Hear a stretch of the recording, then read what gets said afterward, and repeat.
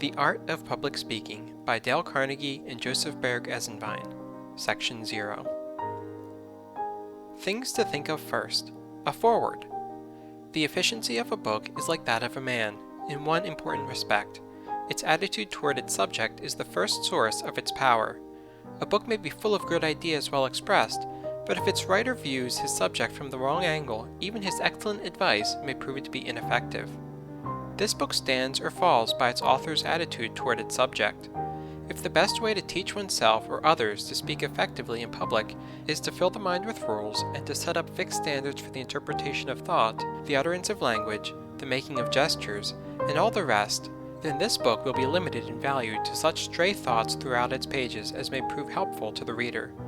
As an effort to enforce a group of principles, it must be reckoned a failure, because it is then untrue. It is of some importance, therefore, to those who take up this volume with open mind that they should see clearly at the outstart what is the thought that at once underlies and is builded through this structure. In plain words, it is this. Training in public speaking is not a matter of externals. Primarily, it is not a matter of imitation. Fundamentally, it is not a matter of conformity to standards at all. Public speaking is public utterance, public issuance of the man himself. Therefore, the first thing, both in time and in importance, is that the man should be and think and feel things that are worthy of being given forth. Unless there be something of value within, no tricks of training can ever make of the talker anything more than a machine, albeit a highly perfected machine, for the delivery of other men's goods. So self-development is fundamental in our plan. The second principle lies close to the first. The man must enthrone his will to rule over his thought, his feelings, and all his physical powers, so that the outer self may give perfect, unhampered expression to the inner.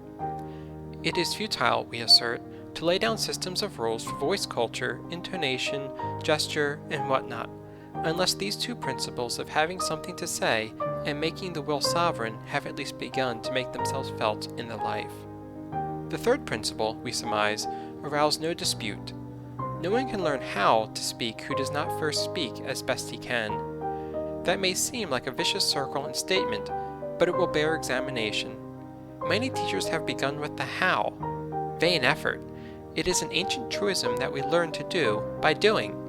The first thing for the beginner in public speaking is to speak, not to study voice and gesture and the rest.